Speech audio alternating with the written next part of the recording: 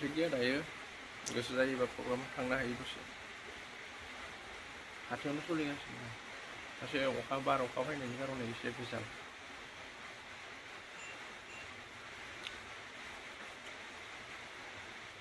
गोबां जाथाय जालांबाय फिसाखौ बाप एबा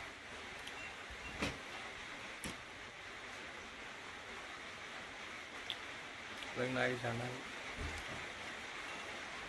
नाथाय बर्थमान खारलायनाय खोनायाखै दे रावबो रावबो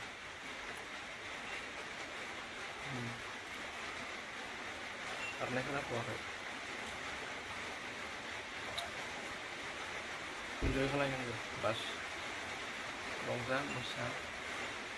एकदम नङा होमबा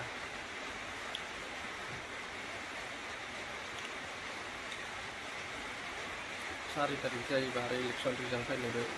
पार्टियानो पार्टि बे बैसागो दान मोनसेया जोबनायानो नङा मोसानांगौ रंजानांगौ बयबो बास इन्जय खालामनांगौ लाइफखौ नङा होमबा